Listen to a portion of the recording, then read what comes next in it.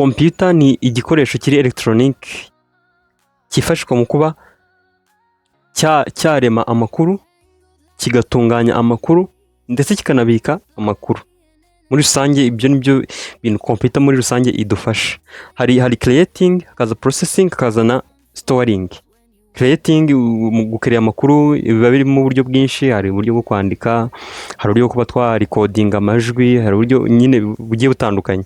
Processing rero no kuyatunganya, hazamo bira bya editing, hakazamo kuba yahindurwa mu buryo computer yumvamo, cyase mu rurimi rwa computer, hakaza na storing, ari byo twita mu Kinyarwanda kubika. Urumva computer ishobora kurema amakuru, ubundi gatunganya amakuru ndetse ikanabika amakuru. Nibyo computer idufasha byibanze, kuko computer buriya zikuba zikora ibintu byinshi, kandi computer nagari ziri abantu bagendana gusa. Computer ni nyinshi. Wenda hari genza bakora isomo ribivugaho babwira ukuntu computer ni nyinshi, ariko ubu ngubu ntabwo nibyo nje kuvuga. Ahubwo ubu ngubu narinje ngo dukore vote cyangwa se dukora amatora. Hano mafitiye topic 3 nshaka ko tuzavugaho zigendanye na computer, kugira ngo tugende tugira ubumenyi runaka kuri computer, kandi ubumenyi buri technical, kandi ubumenyi nyine ugira nyine ukavuga ati nanjye ari ikintu runaka nzi kuri computer. Hano hari topic 3, iki twita Windows, hakaza processor, hakaza na disk. Ariko amagambo rutundi tujambo nigeze nongeraho, ariko nyine tuyaherekeza.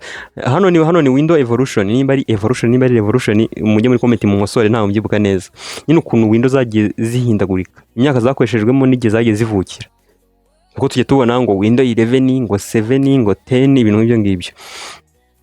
Iyi topic niyo kubivugaho, ivuga ukuntu Windows zagiye zivuga ndetse n'igihe zanatangiriye kwanza n'imyaka zagiye zikoreramo. Hakaza iya processor evolution. Processor zagiye nyine nazo zihindagurika. Hakura twumva ngo network ngo ya 3G, ngo ya 4G, ngo ya 2G. Urabizi izo network zitandukanye. Niyo ukoresha 3G ndakoresha 4G, mundusha ukuntu biba bimeze mu telefone yanyu, nyine urabizi umusaruro wabyo. Nyine nka 3G usanga igenda gakeya, 2G yo ushobora no gukanda ku kintu ugahita wigiraho mu turimo tw'amaboko ukaza ukagaruka usanga kitarajyamo. Iki kiri kurodinga nyine gitegereje kuza gufunga cyangwa se gitegereje kuza kuba cyakora ibyo warusabye. Urumva izo ngizo ni network nyine zigenda gutyo. Rero hano na processor nazo zagiye nyine zigira ukuntu zagiye zihindagurika. Rero hari ibyo twita processor evolution nyine. Rero ibyo nibyo nshaka ko tuzavuga kuri topic. Hano hagatahaza yo twita disk format, cyangwa se ni uburyo buri software, buri soft ama disk cyangwa se ama hard disk aba ateguwemo. Ni umuntu ubikora, ntago nyine disk ntago ariko nyine busanzwe bikoze nyine bitewe nuko iyo bayikora bayiha nyine amahitamo menshi. Iyo tuvuze ngo ni disk format, nshaka guhuga urugero rwa video format. Video format tuzi ko tugira wenda nk'izo twita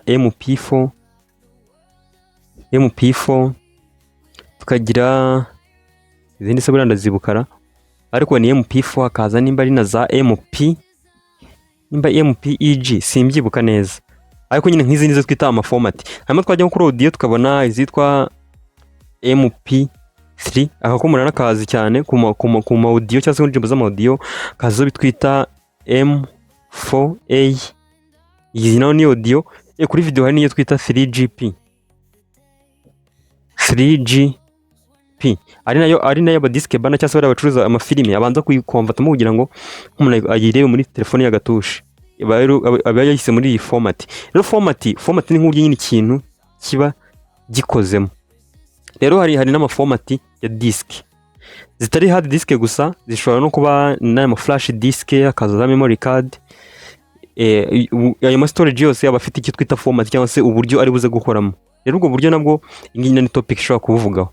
Rero ndagira ngo ujye muri comment hano hasi utubwire ngo uzahere kuri iyi ngiyi. Ushobora guhitamo Windows, ushobora guhitamo processor, ushobora guhitamo disk. Jya muri comment gusa wandike ijambo rimwe muri anga 3 kugira ngo menye iyo nzaheraho cyangwa se mwakunze muri benshi.